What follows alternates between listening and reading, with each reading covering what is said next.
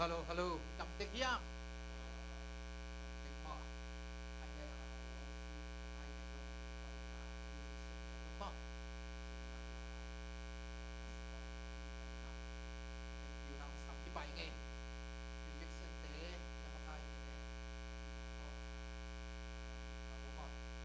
Hun man phang nga sak zel ibyak pasi tunga lungdam ko bhang. Haleluya. Kipat na di ngina lai siang thu tang khat sim ning. Esaya alian som li le khat aneu som na sunga. Nang hongom pi kahi manin lau kain. Napasian kahi manin lung ke kain. Nang hong thakau sakin ka hong pu ding nang hong huin ka hong hon ke ding hi. Ito pa kamali na ite tunga ang hopi na kamali. Tuni na ite ang huding ite ang hon ke ding ite ang bursak sak. Ibiyak pasinin pa to na lemin tan na ka to tahen. Nado kasanima.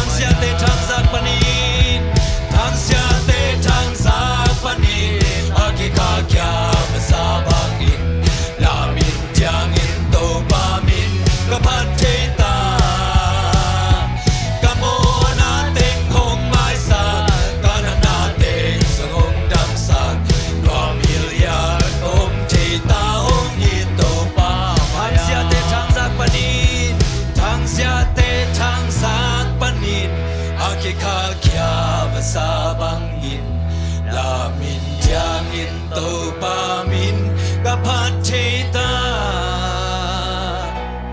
kamo nating mong may sa tanan nating sunghong damsal no milyar kaum tita hong ito pa maya. Amen. Tau ba maya ifin ki akhom ni mo. Oh, hallelujah taupa. Tuni na taupa ng manong happy na hangin. Oh, himun sa na taupa ng maong beding. Nang matuwalungdam ko natin ay din kanuntang na teto pa ng mansidang natin ng pinman tuwalungdam tulo. Asyang jo tuni na nang magkong liat sa kuhi. Himun sa na taupa ng makong patoy hui. Nang matuwalungdam tukong kuhi. Taupa ng matunong tate lungay hom ding la taupa. Nang matotaw pa holim hom ding tuni na taupa. At sa kinahun pa nung asang manatuwalungdam tukong. Kamu na kempong may sakit kanan na kempong damsak sa isu ng makong liat sa kuhi. Lakot kong muna sa Yesu Kristo kami ng tumaw sa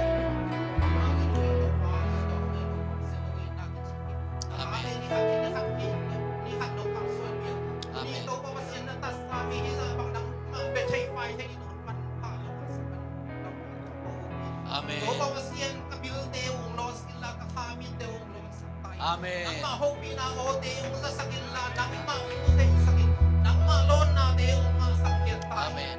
Ngunit kasakit ko na kang malte na tulong tate kung te aningin aman pao isakit tayo. Amen. Online pa na kong kempel le to ba ong ngai lai di te sok zay sumi to pa kapiya wini. Amen. Ang aute aningin kasang sang tahan na nuntang na sidang nate ang anaw isakit tayo. Amen. Yesu min song kong yaw papasiyano.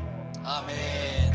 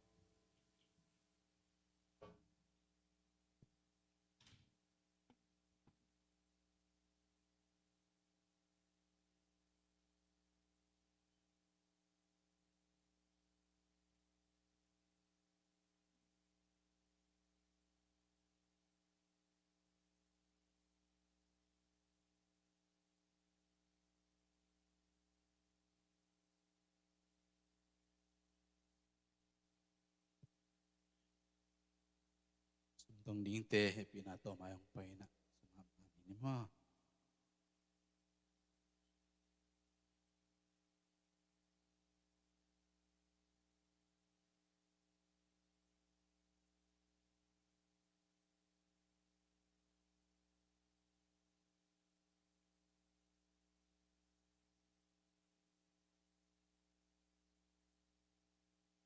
lai siang tho sim ni amao te ku thong gua kin to pa maya kilak lo di ngu hi to pa na pasianun no te thu pa hong piak na sa to kizuin mi khem pewin ama hi thei bang chia din pe di ngu hi sumpi te to pa tong ap ni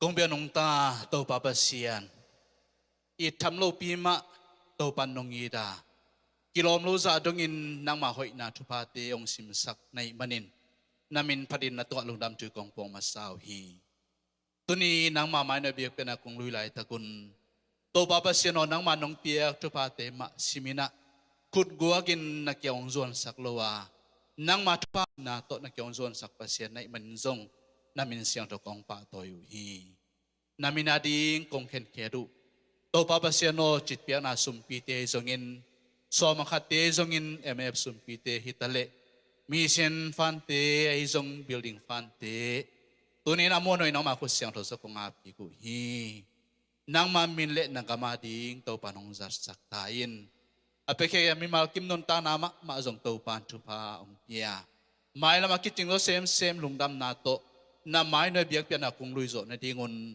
khai chi man pha ong isak tain Jesu min to lungnam tu ko na khusyang no so kong abu to pa pasian no amen.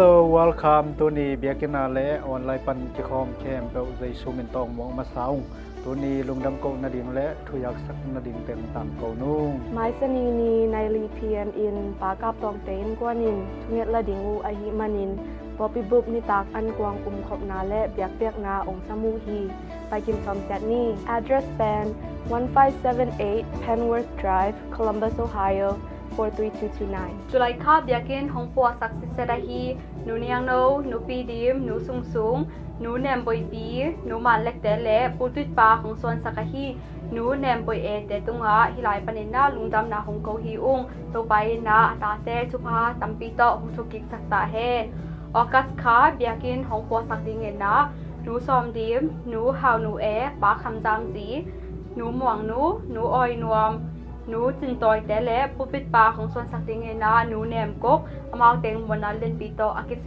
ฮีนี่ไปนะลอมบอม WM ลอมบอมงาจาเวกเปียฮีและตูนี่และจะกว่าและสอบทุมและกกกิงอาฮีตัวไปนะไปเคี้ยวมีมาลกิมขัดเสียดทุพาตัมปีโตของตัวกิกสักตาแหนลุงดัง My God Friday นี้ตางในเกียรตินเซอร์กรุ๊ปและยิปแพดไฟนอลที่ปันกิกให้มานินไปกินจัดสมนี้ to ni lungdam ko na din le thuyak sang na din to teng hi lungdam bye bye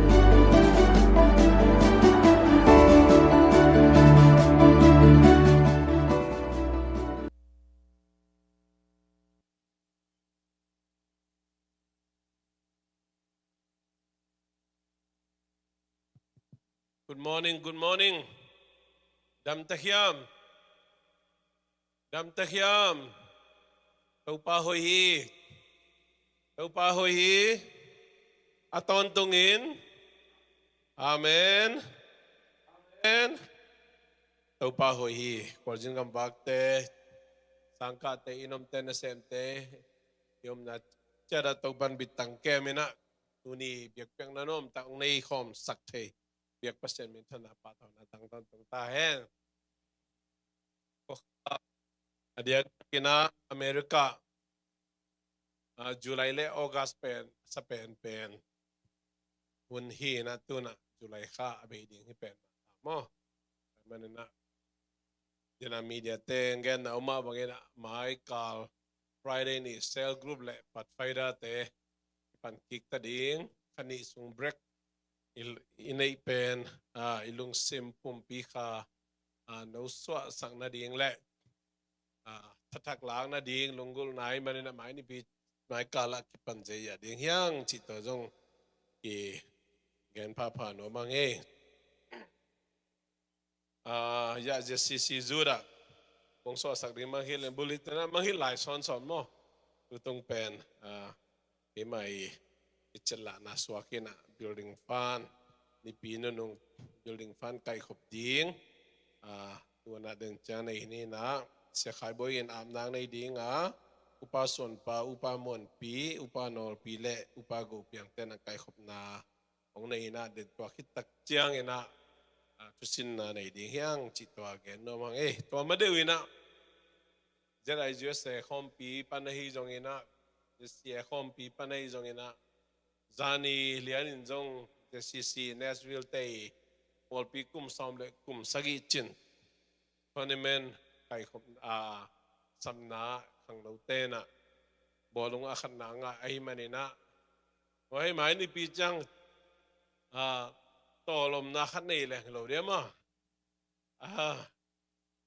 chilo na wa tai manina neng na do na aswak bang mang hilo dia ma bu chiam jong i the au soi jong i the just si ak sakan keu jong i the ajen jani na alai sai to bang pe ma ken tolom na pe khen no meng na chiu level den chang ki khop to chang gan pa le chun na wa khat nai pa lian mo pe mai ni pi chang ina sani ni pa kap tong te ina pol pi bo bi in chuke dong samina ni pi ni chang pol pi bo mai na việc gia ya ni tôi mà na ibang khang no te lom le gol te la ka tom bol pi tom lom le gol te la ka hibang madong na ong pia gol zo na ong pia ibiak pasian tunga lungdam ko ngia thang e lungdam pi na inwam na le ipa to na khut beng je ya ni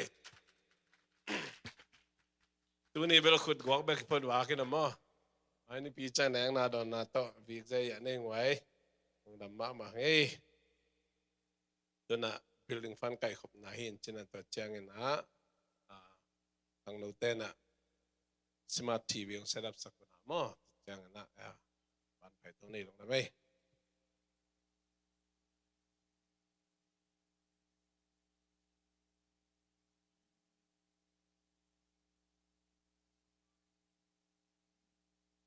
Hallelujah.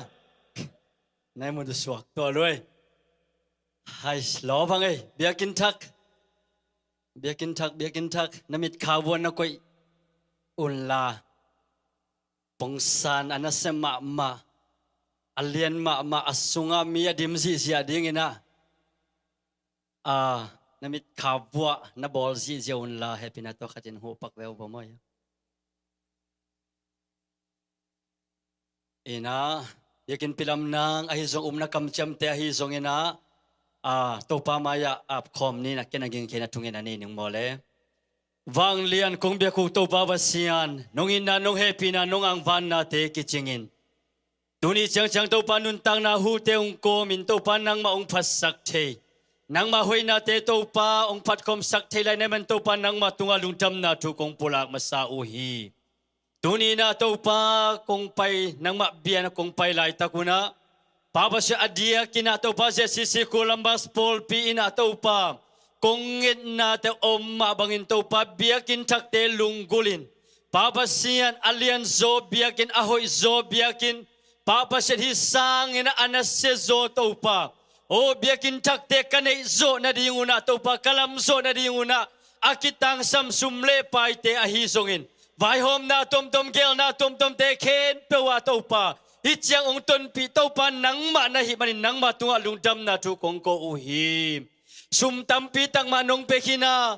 Papa siya kitching nang tau papa siya sumte. Ong pelay ding na hi manin zong nang ma tunga lungdam na tu kong pulak lai uhi. Tuni na tau pa biyakin pilam na ding. Papa sian kong khen kedu sumle pai te zong nang ma khut kwang mo so kong am nyet uwa. Adia kina tau pa biakin pilam na de na kam chiam mi malin kanai na teu in kuanin kanai na teu Papa sian alam dang takina hite ke bo kapiak zo na dingun. Sumle pai zon na te asem na bo na te dau pai na lo chin na chiram na than na te to ong kal suan pi nyat lai ta im.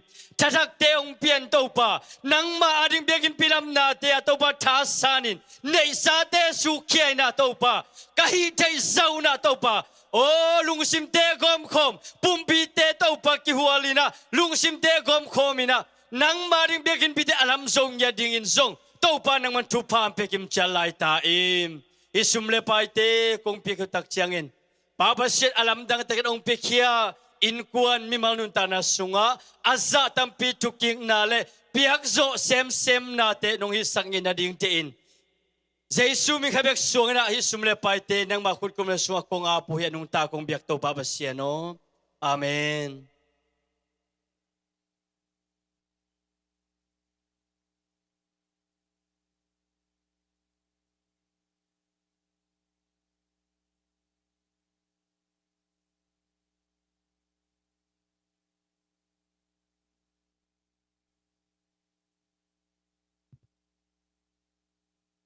Ten balls. Yum.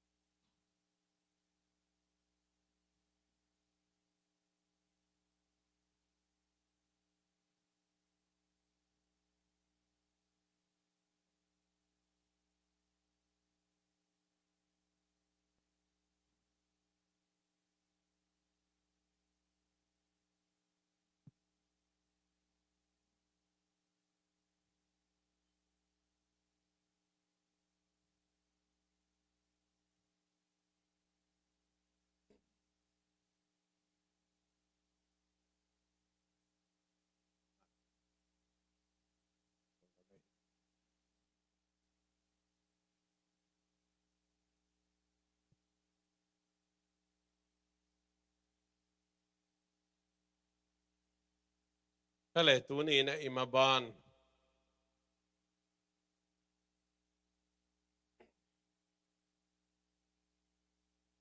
Imaban zom tu ni na. Ket teoria ci. Akitel thei hun akitel. Akit thei chen hun. To kisai na. Guk về sắc về bằng hẹn khi năng na tu ni pen mà ban khát chín in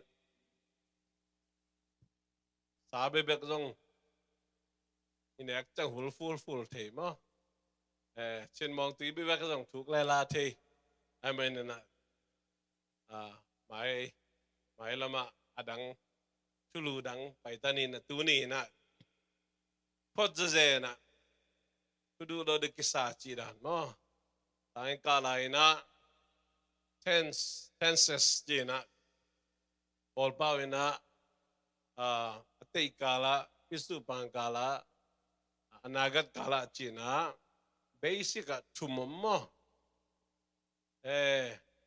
avec pina bang za om hia le nungak te tang wal te avec pina som le ni omina ayang ina achi kan a basic tatak tummo past tense abe sahun present tense tulai takun future tense mailam hun chiran khat ilung sima saklam zo mi te paule ingai to theina di ingai sut ka theina di ngina hi pen bahang lak ka hiam chile Jesus to again nom lo zen hi zen kai ve. Who was Jesus? Jesus pen nidang ina kwa hiam. So jang present tense tu lai takina Jesus kwa hiam. Present tense pen Jesus hi lei tunga mi hing banga ahong pian hun le tu kekal hun tinimo. Mi siang tho lak kekal hun pen present tense dan koi ni na. Mi siang tho lak kit tak chiang ina Jesus pen kwa hidingyam. Who will be Jesus in the future? Ai kele after the second coming.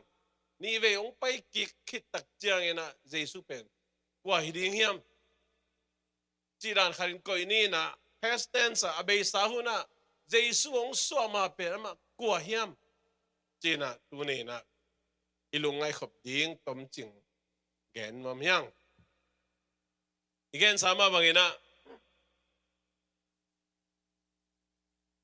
hisung tanga tampitak omin tuni na hite genon kainin ipen manguna lian ni nale tumna sunga Jesu tu Jesu yong kipulang na ong ki kilak kyan na tu zohangina panmos tuikul tunga ama tulay paule kolgam paule tatet tajuan asi donga akikoy nading pan most tuikul Efesa Paul Pia ama Jesu tu genin lungnam na tu genin Jesu in pasien tapahina sinazawin toki pahina pula kina hi Efesa mang pau na Efesas Paul Pia Paul Pia tu genin aum latang kimanina pan most tuikul tunga omin to sunga Jesu ama lama ong kipula ama nidangin kuah hiya to hun lai tak ai ke tu hun lai tak kuah hiya nidang chiang kuah hiding chi pen imang muna lai busunga Jesu ong kipula khian na chin ineu lai kipanina mang muna kichina tun lai sang tho ong kitei tak chiang ina mang muna pen kilak na chi kolpawa biare chian Revelation chi pen atatak akyat na aman tatak kilak na chi balman mamahi ajong ina mangmu na chi pen ilein jong sang tai manina mangmu na chi phon ni na chi tau ni na toy manina ong kilak kiat na tu tunina tom ching kenom hyang nidang ina Jesu pen kwa himo kia tu lai tak kwa ya nidang chiang ama kwa hiding chi tunina tukum na nei no myang pian chi alien khat aneu khat en le akipat chilin pasianin van tung le leitung piang sakhi china nana kimukhia manglai sang tu version hem pe pial le original lai bu masa akigel chil na Hebrew apen en lehang van tung achipen van tung te plural nana hi na tatyang pasian achina mun Hebrew pa Elohim pen singular hilo plural atami at bekiloi toy manina pata khasyang tu ahi na pen kilang mamahina toy manina pian sangna nasep na asep lai takin pian chir alien khat aneu khat hun lai takin zong pata khasyang tu nana hinin nana holim hinin amau kipolina nana tu khomin vai hom khom ahi na thu nung jong gen hanga ko pe hi Jesuina mangmu pa zo hang tung to ni na ana kila na thu genom yang pian chial len kha neu ni na sungen leng leitungin lim lemel nei loin aong thol pi hi to tak chang tui pi tung teng pua mial big bekan na chi toy manina to mana bang thu piang hiam chi nungai gen sa tu teng atomina zial kik le hang pasian Lucifer na bolina pan tumi nam khat ahi na le pan tumi pen nam kwamin ai jong atomina nam thum sol tak na sem to le hal khap ding ai jong ina ta chiang ina phana biak piang na worship lam nam chum chi na then again bang ma na three basic English tenses achi ma nam chum to again no mga to nam chum sung pa nakhat pen Lucifer na phana biak piang na lam tulay pa le worship lam amakai amakai pipa ahina to again no mga Isaiah la chen ru sung oma bagina Lucifer ina pasian danina kinein pasian to khom tu ding angai sut na panina pasianina nidang ina Lucifer pen eden wana aso ani jong dei takin bor sakina soman pale hoy no to kize mina pasiani amuan mama pasiani apian sang masa ahi bana aman tena ichima bangina worship lam amakai pi ban tumi te sunga asyang to amuan mama khat hi ahi na tu jong gen hinanga to bana pasian akinei pasian dana akinei ding angai sutak tiang ina pasian ina hitu pen deilo ina ama omna vantung panina hi leitunga ahong hiasuk tak tiang ina bang teng na piang hiniam chile Adam le Eve hi leitunga ai kele pian sak king na ni khat pan ni sagidong na zo hin ahina to tu genomiang to manina to Lucifer siat na om tak tiang ina leitungina setchibin limlemel nei loin ong tol piswakin leitung tui pi tung tenga jing big bek ahi na tu tua gen papa no mga tua kikal sungina billions of years tam pitak hi leitung vantung ana hin ahi na to jong genomiang lai siang tu tung tonen leng tulguk wal hi na ai jong in pian chil alien khat aneu khalle ni ke kalpen billion tampiom na isungen lehang dinosaur pen bumi bira pinasiente jong ina tuti tana pinasiente na ahi tak chiang ina lim takina asisi millions som guk le nga bang ami china nana khen saduhi tak chiang hi galaxy aksi te ni ka aksi te le hi leitunga kimbial te che jong ni kimbial te che jong ina kapi kimbial te che jong hitei ham na pen scientist ten again tak million zale som lile million zale som get kikal ami china again ina tachang big bang achi na pangtena sanga asinu to bang penbel 13 million som le tumbang ikin chiของ again naของจงagain ni na tak chiang hi penbel nunga ka vacation pai na hi na hi swang hom sung pen lut suk leng jong lian ma mai na en le hang mu ko swang vi ve takibang pian mo hi te pen poi ma na lon ning phal lo hi ke le akiliak nuam piali mo poi ma na tui sik bang ina zut bang in hi pen in poi lo ina swang hom sung hi mo hi pen amao leilam swang lam tu ti tana pinasian tena mi pion mi siam tena hi kumbang za phading hiam chia dei takina avelu chana million zale som tum ham ta hi toy manina pian chi alin khan deu khalle ni ke kalpen million billion tampi anana ham hin ahi na to hit tak chiang ina pata kha siang thoina bol king na ding le pian sak king na nasep na ong geluina ni khan ni ong piang sakin nang semin ni piang sakin ni thum ni li ni nga ni sagi ni na to nga ahi na tu to again no me toy man na hite pen bang om hiam chile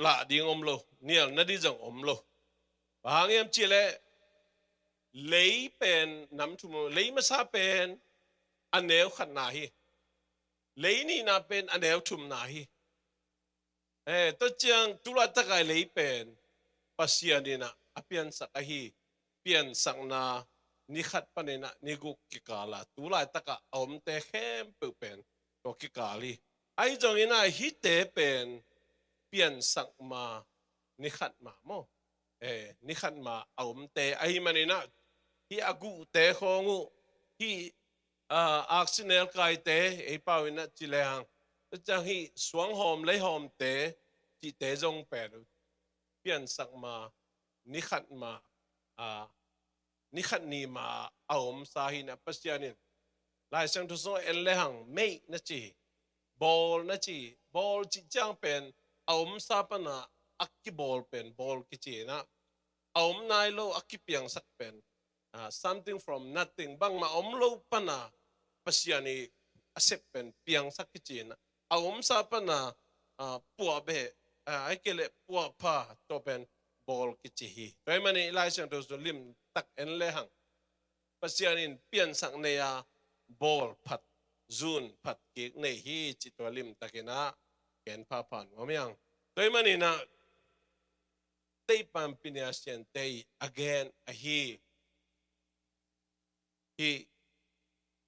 suang hom le hom te hi jong ina accidental kai te hi jong hi ganing tom te agu te khong ai jong bang ma upla na ding mon la na di om lo yin ai jong ina lai bua atha kum to za chi lian om lo hi to bana ilai sang thu sunga akigel hi kum tul gu khit ichi pen adam akibola kipana lai sang thu sunga akichian taka om sin sen ai mani ilai sang do sunga akigen thu te jong man sin sani khat le khat jong kitukal lohi khel na jong om lohi kum tul le kum zanga sunga akigel agel bebeng mi som livali agel leitung mun tom kiuli pana pilna siam na nei na atuam to nei mi jong mi ha jong me kum pi jong me siam pi jong me kam sang jong me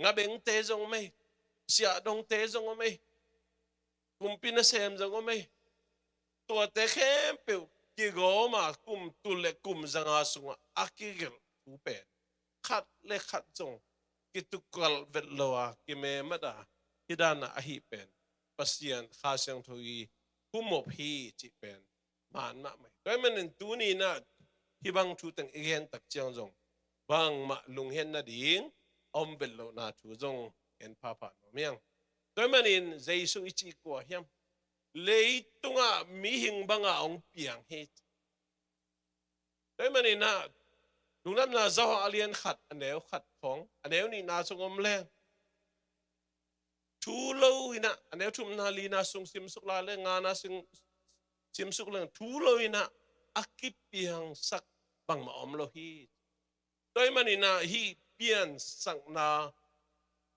pasian Elohim akichi pa pasian tapa pasian khasyang thu pasian ina pian sang na nasep pian ti alien khat aneu khat na sunga ama ana om hit ahi na le jesu ma main pa to om hin ahi na Abraham pian ma peka om hin ahi na le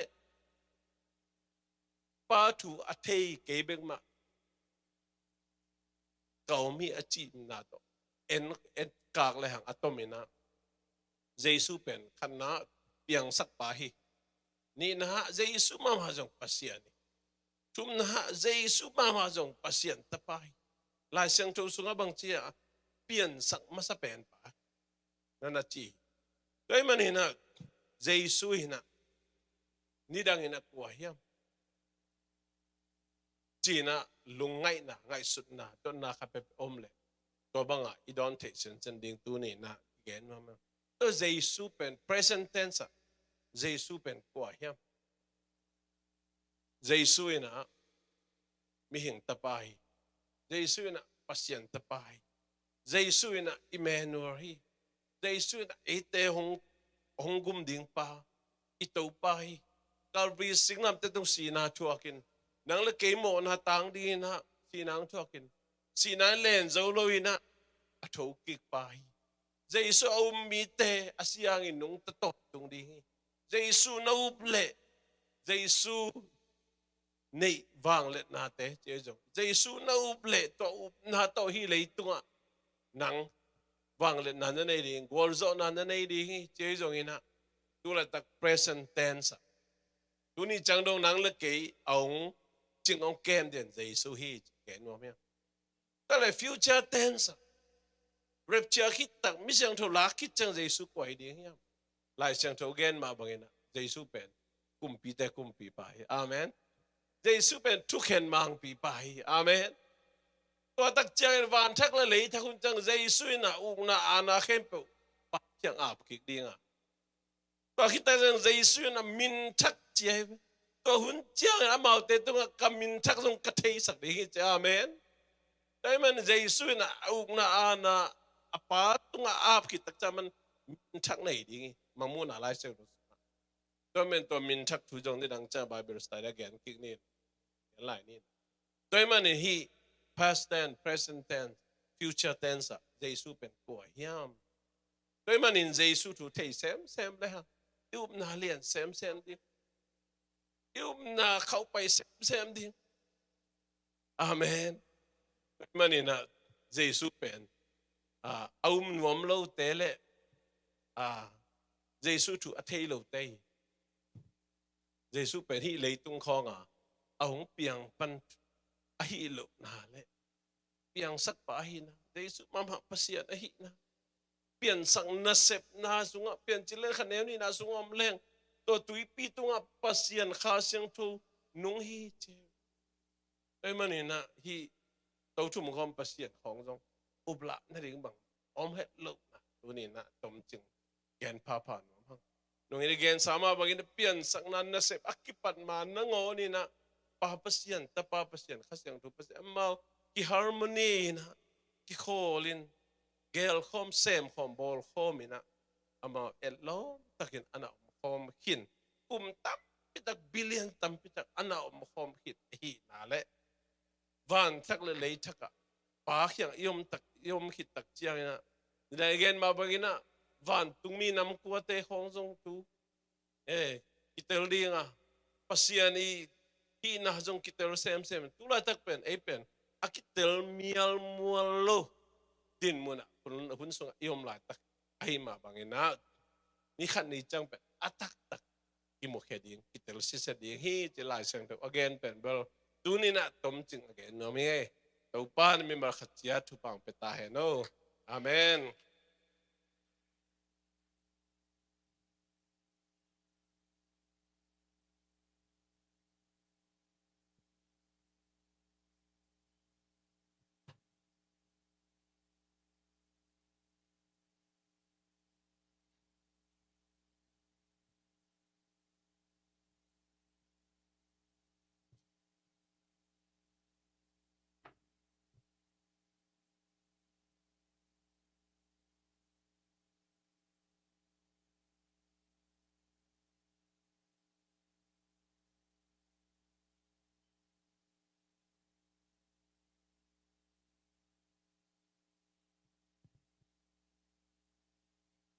Hello.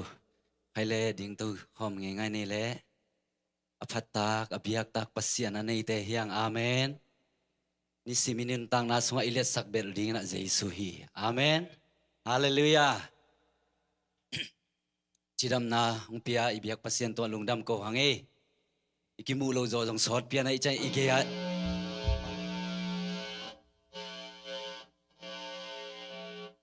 Igea te to ki hai phai pho mina kino set ko mina lo mo ikimu lo zo sore na ki chipot di bo.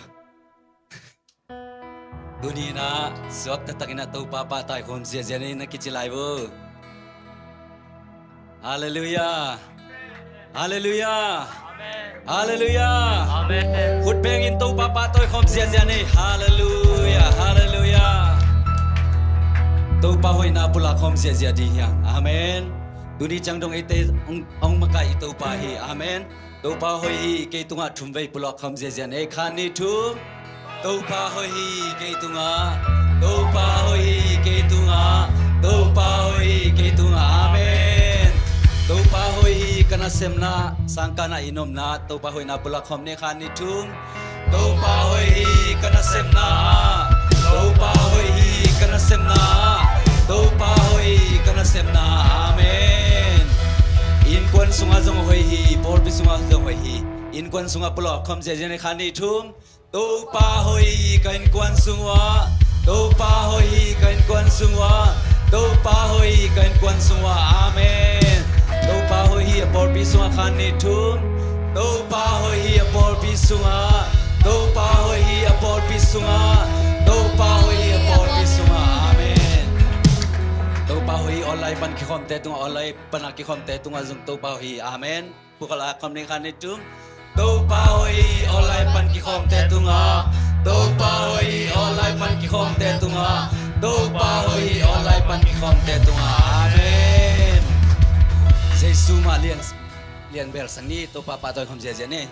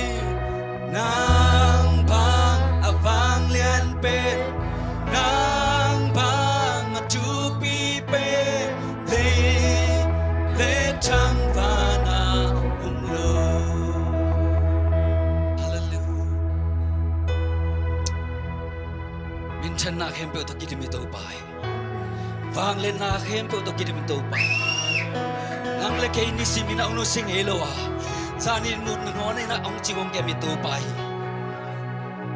uni dong ina ong om pi de to pai a khasiang thoi nong ton pi de ni lum ke keli lum neu ke ni to pa ma mi son ni ke ni lum dam ko ve ve ni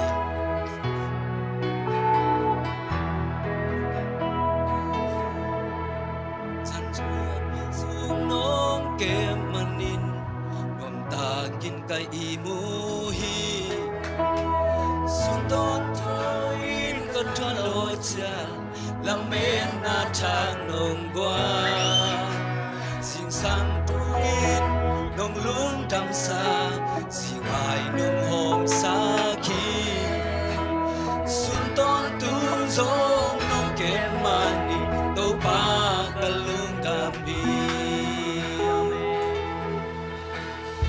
lung ta to pa ke nong ni mani ka lung đam lua to pa ke nong happy ma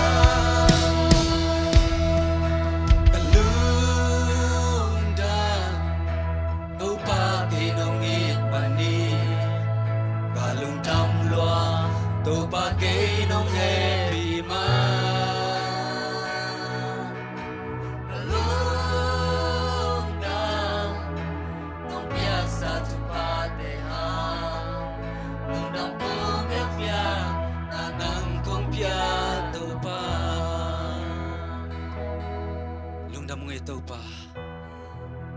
nang manhong happy na nung sang saka lungsim kisunghian na biyak bukong zuanin nang mamay no ayak tau pa kung lungdam na teu kung pulak hak man na tu lungdam chukong ko minsan na ukso na kempe tau pa nang mahi suatang lang pia tau pa nang manay cidam nang piang tau pa nang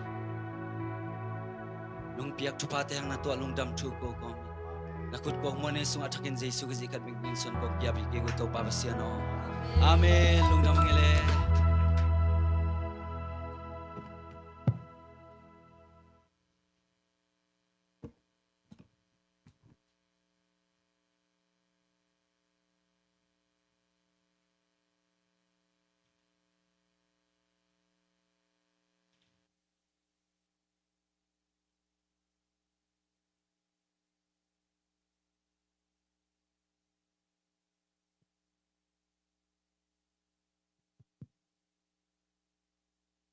Tungen ni ngomong tau pa ne pinahang peto nang mabiyak te na hun pa no nga saka nakamal te pulak te di na dam nang pia pasyan na tunglong damo mintan na ba uzaw na khe pinangay tahe pol pisunga nang madam sagdi ang dam lo mite kempe Jesu liam hang dam na nga tahen lung sim dam na pumpi dam na khadam na nga tahen o na sep silbol kitang sa mite topa ama lung kim chan na sem na guantay mapay daw pay lo china tupa sep zo bol zo zon zo vai zo na tupa topa nang man piak saktain sana pang te jong thak tupa ang piak saktain nang maum na mo na so zung tu khangya de leitung tu van tung tua topa nang ma ongi din nuli pa idin nang maday na ba akang to na tateng saktain tuni na kamal nang matugen pipa ang hisoy na nang maompi na to pa nung nga sangiding say sumin na tukong ngayon sa akin papasyan amen tuni ilungay khopting tuluy na may not tapido China tulu bul nom hangin na Hebrew alien guk anew khat panina guk dong simkhom ni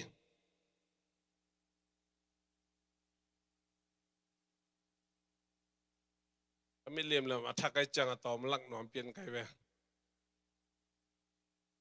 Hebrew alien guk anew khat panina guk simkhom ni tom bay ngak lai ning mong imule tuahi manin kri tu akipat chil na lelte nusiayin atutuk zote ngai sudin nei ni bang main akimang lo na sep na te nusiating pasian up na tu tuipum na le kun ngang na tu misite talking na le ton tungim thong na chi tu te gen pasan san non ke ni eite mai non ni pasianin hong tukim pi ahi nak le imai not ding ahi hi atop ki kin sate kisik ki na dingin kibol zolo hi pasian khowak sunga amaute om khinin van tungom na chiam khinin khasyang thunga khinin pasian tu ahoi na phok khinin ahong tungding wang len na tu zong te hin u ahi manin amau te atop kiglet ama ut tu to singlam te tunga pasian tapa that kikin azum huai dingin apola kik swaku ahi manin akisik te na dingu lampi omnon lo hi topa kamale na mi mala khachia thakena anglong kim cheta hen hallelujah hilai sento kamal sim kik lang thanga sem amen salmon bang namtum namli bang kinga thei ding hina tuni na nai lang sung ilungai khop dinga ibul pu no bina mai not tapido amen tapido ai kele Christian kina tuni lungai khom no mang ale zanta kina WM worship night nasema mo okay. Oh, na panina Chicago lama. Kamu po sim na upan na lampi pan. Life and Taylor na. Again tom le. Bai tom to zong non stop ba zong ai zo lo mo. Ai zong ina. Kang no te worship night sang zong. Nasa jo pia le ma chino ngong wai. Papi dan no pite me lim khoi la met na ta phan mong mo ki khang ina mo. Nasa ma mai. Apat tak pasyan pajaya dingi. Amen. Amen. Amen. Pasyan pat na pen mo. Nasa luwa chi om lo ye. Pazau chi om lo ye. Tua ya chang pazau yi. Tua ya sang ina. Nasa sang non za ke ni chi dan. Om thay lo. Pasyan pat ding pen bal. Utena te. Pasyan ina. Ama apat te. Ama apatoy te. Pasyan ina lam to ye. Amen. Happy na tong zu. Ama apat te. Pasyan ina lam to ye. Tupa pia hi. Pasyan lap to te uda. Pasyan tupa piak te ule. Pat siya diyang. Amen. Tua pasyan ipat na khut beng siya diyang. Tena te. Pasyan ina van tung tele leitung apian sak a chila hunina patnale biak piak na takisai amakai dingina Lucifer makai na Lucifer patna Lucifer hina te hem pen pasyan lungkim mamai pasyanin Amazon pak tay manina hampat na tom zong piain amel zong hoin anuam penop cima mai zong koina pasyanina pat na adai pasyan ahina la sang thâu tung to ni na moyang Lucifer na pasyan bangina om ding inay ding pasang pento khom tunga tuding angai sutak chiang ina pasyan ina to phan na biak piang na pe om sang non bang chiam chep ki leitunga abo sa leitunga Lucifer le van tung mi se tum so se ong hesugina wasunga doi mang pi pa doi mang to van tung mi se chum so se khajong doi te swak khanin te swak panabiak piang na tol khatsung dai di de hi dahui kumpi pa hunong tun tak chiang ina dahui na tua adai di de patna biak piang na ong pan kheki dahui kumpi pa oi le pai vô Quang vâng vô, giảm vâng vô. Ai kele, lasa thay tang pay vô. Padzaya ni chi apadzaya hiloi. Akumbang ngaga de, taka rehearsal abor zia zia. Tim takina, tim kikik le. Anasa thay penina, padzaya yahimanina. Pastian, lung tang mupa, ahina. Lại sang thâu tung tan kim một hun teng pai le la wina sol tak te hun nung zui te hun tak chiang ina bang omiam chile sol tak te ki bol sia thong sung om lai tak no ni lo ma na to pasyan padui amen amen amen tenate thong sung oma ai ke Jesu hanga te chipan na anei lai tak kibol siya na apat zo te tua pat nam biak piang na man tak tak hai le tua panina leitunga พัดนาโตขัดองได้ตรงนี้หลายจังกีตาของกิสายเลยเอ๊ะยังสักเกี่ยวกิเจียฮาเลลูยาของจิเอ๊ะจะพูดลำเกี่ยวหลับมันเหี้ยดูหุ่นตัดเจียงไงนะพัดนาเบียกเปียงนาเป็นตัวด้านของโตอีจอดอย่างนี้เลยพันนาเบียกเปียงนาอักกี้เฮลโลเตเป็นมีวาลฮีพันนาเบียกเปียงนาสางโจโลเตเป็นมีวาลสวงมอฮิตคริสเตียนก็จะตัวมันนี่นะ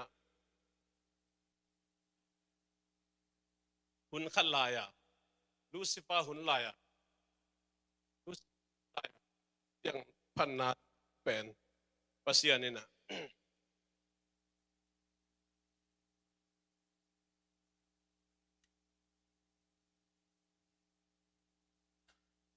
thank you.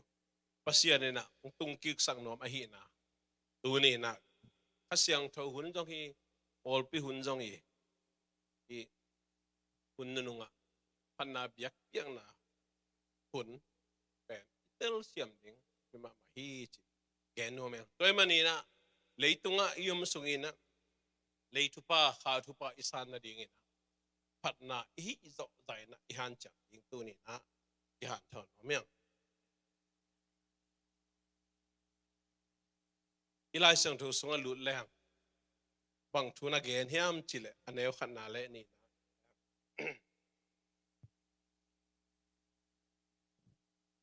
bang ma ki mang lo na sep na te nu sia in pasian na tu tui pum na le khun ngak na tu misi te talking na le ton tung gim thong na chi tu te gen pasa chan ke un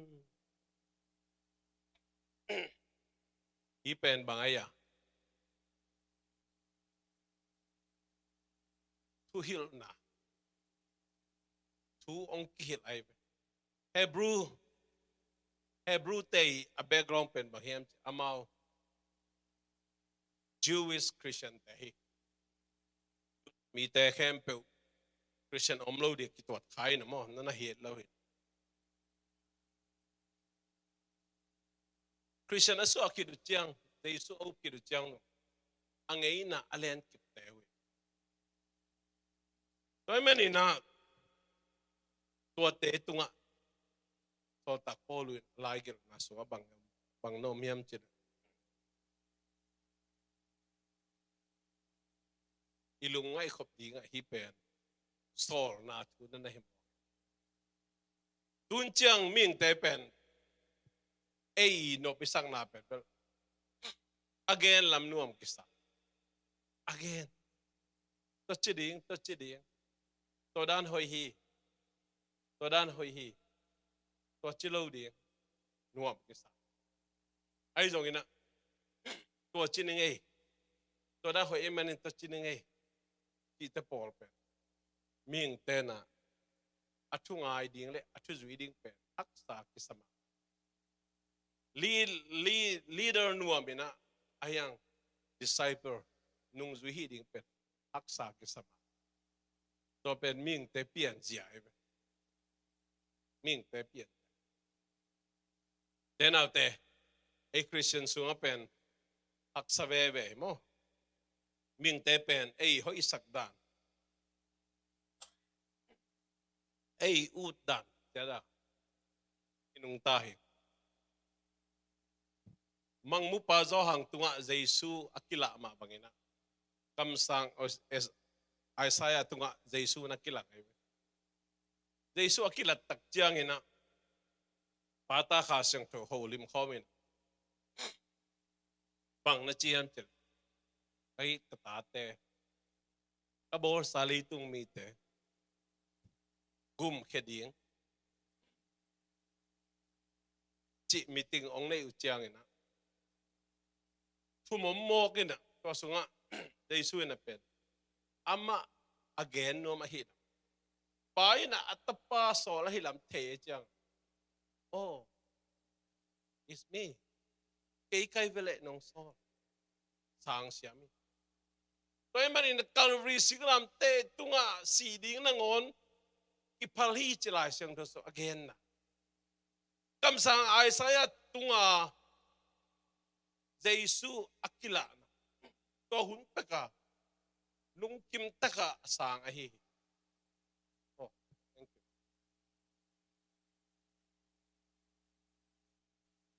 you. Mai ko win kwan. Ai zong ina ahuna tun takjang gas money wana. Bang na chi san san ni pao hi thele. Hi hai to ong kipir sakin. Ming tepen midang ay kele hundanga tu kha pe ke sang siam the ei tung ang tu ding tak tak chang wa khak ke sa na ke sa te na te nung kalson moto tak chang na pasiani ong thei sak tu khat te ching pang miam chile Jesu na to doi vei pa sung panin doi hol khitak chang namin bang hiam chile amin gen lo we lai sen du so bang chen hon pi chim isunga doi tam pitak om nai hi nge yo attack ng phok thak sai wo to lai sen du sim hi ma Tom bé khi toàn lộ tắm pi. En đôi lúc chỉ chẳng cái bay kẻ đi na chịu phun không cài cái mít không áo đi na asing na so hậu tông vào kẻ đi sa. Lại xem thôi so en kik lên mo. Đôi giống nắm tôm tôm mày. Agilo mà ba dik giống mình na tôm tôm mày. Nung duy som lên té sung pan na. Judas Iscariot, Judas ya kayo sunga, doi lut pen. Tua akitom pang doi hiloe. Bang doi ya, sum doi. Dua boy ham na doi. Akitel siam ya. Nung ni pia kagen madam taka kuat la koi tu lian ding chile. Stop saya kholo pek sang tai. Siya nung tung, papiang tang tung, akwal pung tung, tay palaw ke. Kay hiyaling, kay mayang tum, palikte maya tum. Patak siya ay jong, hindi na nga ito ang ima ba nga, tum mi khat hi na. Nung klamate siya kung paningin na bang sama bang. Pasta pa zile bina pasta pa lem non lo chi da mo ei jong thum khat pen okay it's okay chin pai tak cha God bless you today just se khom pi nom tak basi mina sia nu na mo tong ho cha lakwan indu tak cha gim pian ni khat ni hit customer service samje jen ong tai pa in soren nung talo and soren invalid. Kani, anta. Oh. Sin, so kay mo. Gitlo na do yung kipanta. Mama nang phong lang pay la yung tungay. Nasunob le. Taya nasunob le tur som li kalay say. Credit card bill hon kanom chilang. Biak pay nuam. In bill. Itu ngay sola lay bom lay. Yung simple king wat ya. Tur som li ba nga na ding pen. Kay khil na hikil lo. Kil lo. Ilung simpen. Hon khat lang. Oh. Tungen. Tungen kailang dùng yes kiti kain. Tungen. Đâu ban à? Ông mai sắc rồi wa. Amen. Ông mai sắc rồi amen. Thế nào thế? Abraham le Sarai na. tudang dang che chiang ina pasien dong na pin ang koi azina asila nu ta lup sak de pasien dong no lupi jaw mi po khat pe mo ilung sim zo khat pen bil pasien kidong no ilung sim zo melo te pasien kidong iut banga kingam tai le tu ni le tu iut jura sia ka zo ina to dan mai na alung sim sung ha sumdu na du ho boy ham na doin alu tak chiang in jesu oh leitung piang ki zo he le na nga di hoi tu di te na te tu ni na Christian tam pitak te Christian tam pitak te hi lai sang thu su en leng piang thak mo chilang piang thak dei su nei khasiang thu zo nga khin tua khasiang thu ha nga jesu nga wang le na chi tu teng nong tel khin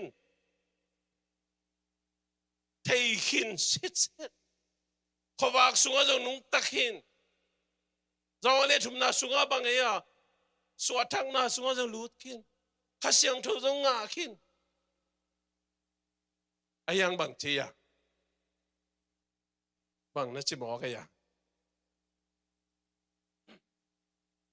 ane gung na amau te atop ki le ama u thu to singlam te tunga pasien tapa that ki king azum wai ding in aphola ke ki swak hi te nau te tu ni na nang le ke ni siminun ta na lungai ding thu tam pi ta ko mi dene le lom te na thu nge ni kabyak pasien nong hon ke ngi ong hon ke zo lu ma ma hi ahi zong in da hong hot kel le zong na mili maya ka kunton ke di hui tenau te tuni inei jesu mo iup jesu mo ichidam na ding ba kilo I haw na ding ba kilo inop sang na ding ba kilo ipilisiam na ding ba kipe umalo ina jesu ina eya hong pa ba kilo leilevana piang sakpa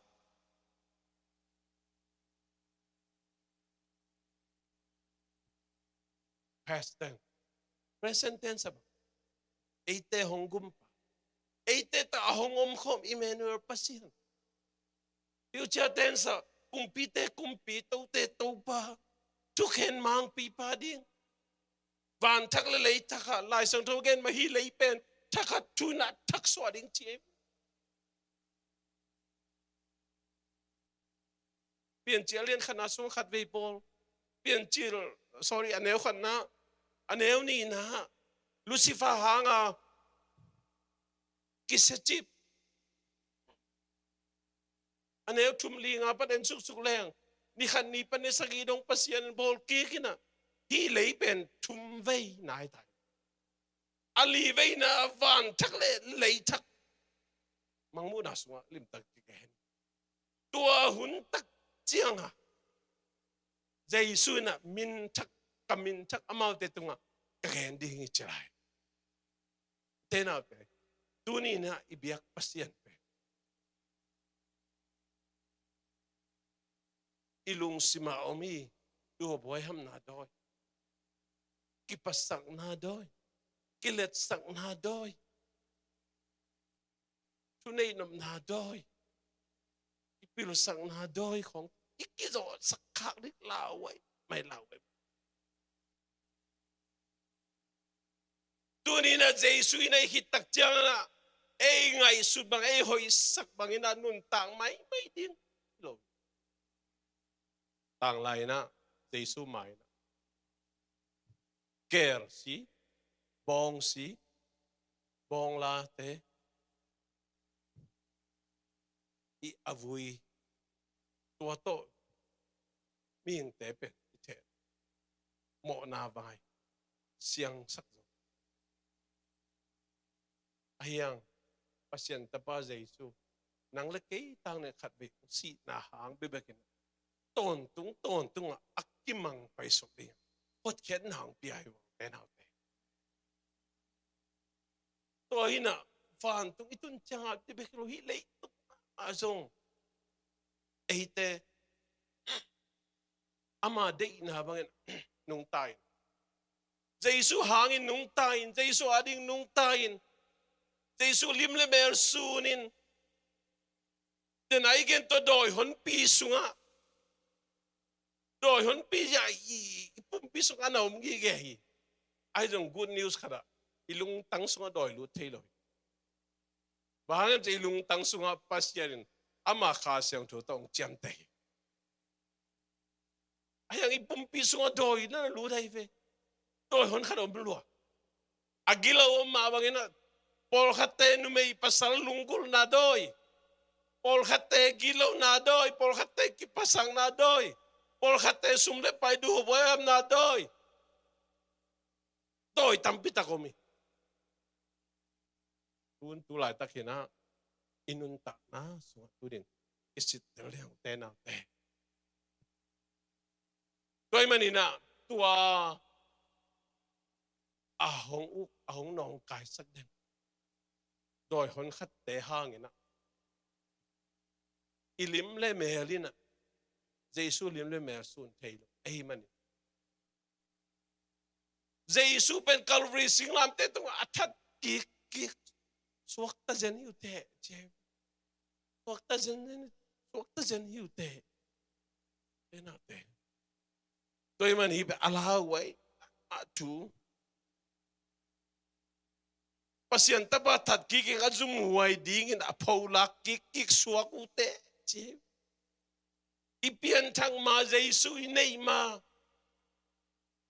Ingay na luwite dan ina ay kamtatalay to dan na umumlay. Doy mang palepol tay. Ahong so bang bangan ete. Leitung ato may so inuntak inopsak na ding. Imintan na ding. Ilung kim na ding bangina kiom jeo kha ai mani to te ki zo sak khai mani singlam te to Jesu athat kik na hiwi Hebrew lai kel pana lim takina na geli toy manin to te akisik na dingin lampiom no lohi lai sang thu swalim tak en ki le pasien happy na be the loi mong nei loi pasien kamalai manina nial thedi umke ai jong I thingi ge dingina tua abei thelo mong nei lo pasien happy na pen pasien ahun chiang tani lai sang thuina achi ma bangina sian na sunga akibol thei vet na din pasien kha khong ve di chi janai to ma bangin jong himun san tak en le hang inun tang na ina Jesu lim le me kun loin ei ngai sut bangin ei hoi sak bangin yom tak che inun tak chiangin Jesu amin dai sak ti himo ki kana men tu ni nakisit tel ni nang le ke kidong kik di yang mai no di yang ni dang ai ngai na lui tu ni na nang le ke kisit tel dia Tula ta kalung simpok siya. Kapian tak male, kapian tak kita kilamdang yam. Nung kum le tu kum kilamdang yam. Nung kum mi khem tu. Nung kumina kapay namun yam. Nung kum kagamtan namun tun kagamtatalayam. Nung kum mi kagen siya tun kagen siya layam. Tenate. Ilai sang tu lim takina. Gani. Efesalian ni neo som na sunga bangaya. To Jesu au mite. Abang chiding chia gamtat hoi gamtat pa anay dingin. Ahong bol khulsai. Amen. Tenate. To dinga Jesu nangong gumahihi. Jesu to dinga nang leke si santong lehihi. Wamen tu ni na mai not ding. Inun tang ha akilam dang tau pi jing tau ngia dina. Jesu ong le hi. Ong le men ngia da hi. hi commentary lagil pan bang nagyan hiyam chin. There is no hope. There is no hope at all to you or God. Pasyan ading ina. Pasyan ading nang tunga lamit na pe omno lohi che. Ba. Jesus inay hitak chang. Jesus inay hitchang isunga hon pi khat ay kiwugsak. Ilung simlung lunggul na bang ay gamtata. Chile sa lunggul na ba gamtata. Ilung tangsung kasyang today na bang kimakay sak imanin. To imanin. Pasyarin nang tungpan ang lamen non lohi. Bang ma lamen nang nay non lohi. To iman anel. Som le. Anel gen asunga en lehang. Ay jong in tua le itangin lingkung te le shelter lingkung te ong posak le pasyanin samsein meito ki haltum dingi tenaw te tuni inunta na leito nga min leza om kini apil nomlo siam nomlo patoy na nga nomlo om kini sumle pa ede lo om kini Zon til sang hao nuam vi ve hiang. Ai zong in na hao noble. Sum tampi na nei noble. Lampi man to di hiang. I na le tu man to nga na. Amerika itun takchang zed na. Du bo hoyam na doi bang tang umiam chile. Text ifal tak chiang. Tom chikat pik pele hang. Tong ganan ang lut tehi. Tôi rằng đủ hợp với ham là đôi. Na khát bê bê xếp tắc chiang rong. Mi na khát bê bê rong. Hi chi yao leng tam pita ngạ thầy na. Hi kei chi yao leng rong tam pita ngạ thầy na. Lam pi tam pita có mi. Commission ngạ xem tế rong. Hi commission tom chi khát. Biik phê yao leng. US tay upa dito. Sep thay yung tampita ko mi. Ay jongin pasyan maya kilomya. Duho boy ham na doy. Tumabang ina. Isang gamten. Inui pate ilome golte nung take kain te. Ina sepite isang kapite. Midang kat peputo. Iziya hiselo ipasala hiselo ha. Ang kikom tay na ding amun amual lampi tampi takom dali ay jong pasyan nina ong tehi to panina tunina lungsim khensa dina asyang thong nun tang na inun tak ingin izi hilo ipasal hilo khongte pasok them tum ti po nai sudoi ma mai tunin kam hoi khong cầm cùng không và biết xe đi không.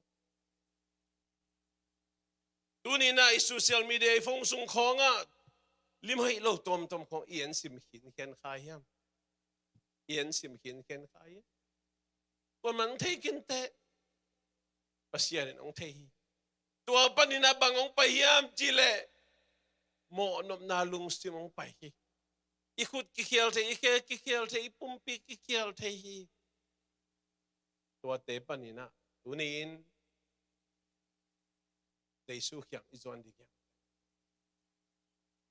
lai sang thosu gen ma bang ilein pen thupa tampia bol thei ma bangin pasyani kampau na to lele van piang ina na khem pe bol na khem pe piang to ma bangin sian na tun jong ilei hi tunin nang na pau kiet chang ban jang ki sanite ai jong ina ipau kiet kam malina mitia ding khabil belina mitia ding khang khat jong khom thi mitia ding ina na velval thi gu jong suak thi oi man ilei ikirop di ilei na kipasak na doi ilei na gilu na doi ilei na kisil na doi pitak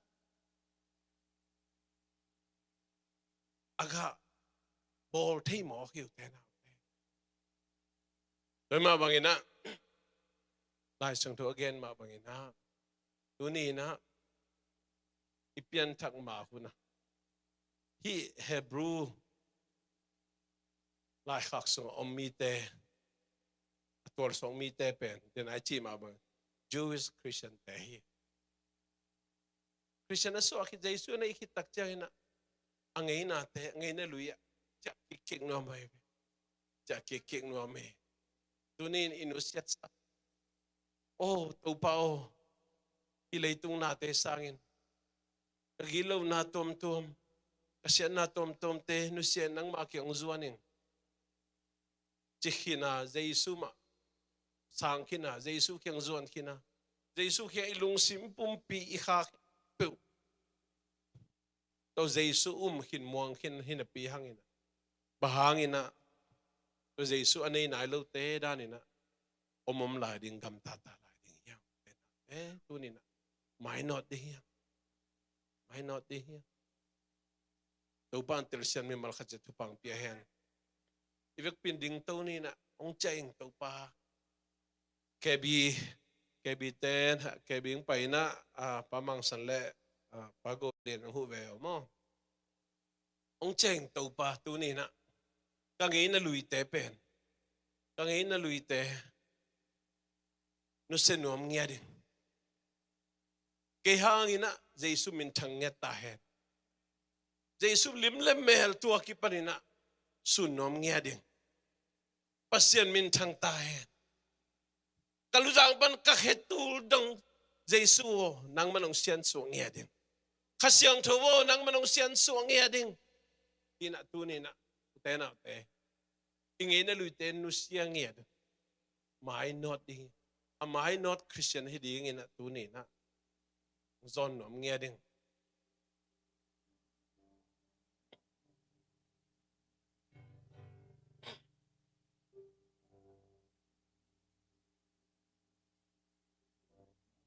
siyan ng panggamla kapya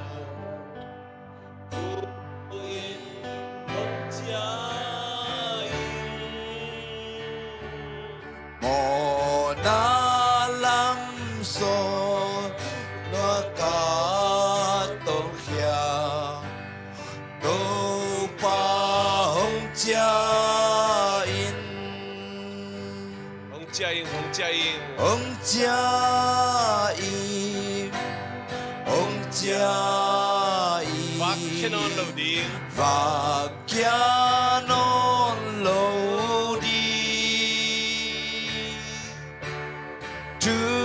pato ng ahidi do pa hong jiayin un patampi mo pei sakin do in hong jiayin un kapinti siktak takin do pa hong jiayin hong jiayin hong jiayin Phật trang non lâu đi trước ba tô nang ahidi tô pa hong cha mo na lam piao mo na lam piao chim tăng tàu ba tu in hong cha y muang ning na y na le tu pa tu pa hong cha y hong cha in hong cha tam non lo di tu pa to nang ahining to pa hong cha ing ta kha chi na ka lung mei ma tu in hong cha ing hong dim ki kin ka lo na ta to pa hong cha ing hong cha ing hong cha ing và tam non lo đi chư pa to nang a hi ni to pa hong cha in Tenaute, dunia to pa kamalizak mabangina. Amay not Christian tahiding to pa nung dahi. Nang lagay nun taong natong to ni na, Jesu limlim ay akilang nga din pasya rin nung samay ito nila. Ay hoy sak mga, ay ud mga, ay nga isut. Hoy sak mga, ichile sa lunggol mga, pausya niya rin nung tadim, gam tadinga, pasya rin nung lamen lawi. To mga inong palohi ito nila. Tunin nang hangin kay hangin Jesus singlam te tunga tat kikik niya mo te na te. Jesus kat pe akipiak kit nung sangina. Jesus kat pe. Nang leke ading ina. Kalbi anun tak na kipikik saklay niya. Tunin to ba kamal nang leke yung hopihit. Tunin nakit sa kasyang tawin ng zopi dingi. Amen. Kasyang tawin na sem na ina by force. Ana to kasyang daw na sem lawi. Amen. Nakensat nalunggul zaza. Kakensat kalunggul na bang makasyang daw zopi ni. Ong udi nga kasyang daw. Ong pahikinahi. Ibig pinkiam na ini. Ibig pinag. Hallelujah. Tau pa lungtam yan kay tulina. Nakamal to ng hopia. Sa isuon ng ina. Nakempe piyang sakpa na hi. Pasyan na pazong nahiya, kay maong kung pazong nahi, nasisan to nung laya, nanuntang na hemplo to nung nahi. Kumpite kumpi nahi, taute taupa nahi.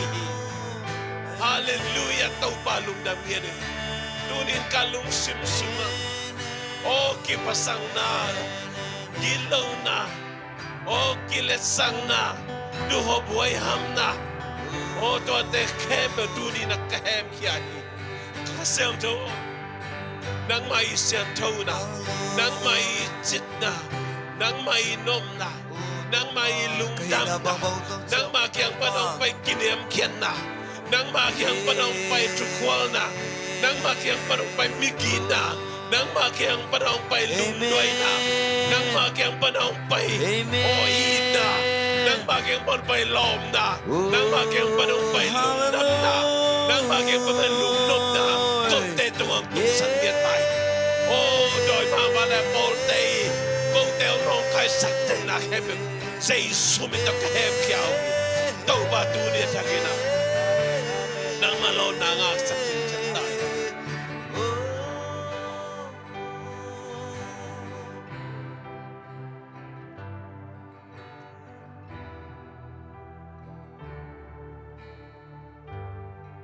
Nung nabong tau pa, nakianga kong tiyaw hi.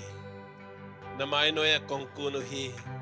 Kalung sim kempeu kaka kempeu. Kahina kempeu to nang makianga kong kiluyu hi. Tau pa ni sim kanuntang nawa. Nang mamintang sakdina nung sapahina. At ang pok taksakin. Amen. Ngayon naluya ti alawin sa isuan ng kung saan map. Ngayon naluya ti nung tanong lawin na. Jesu na sunga. may anodingin, may marakatyan ang siyam tahin. Amen.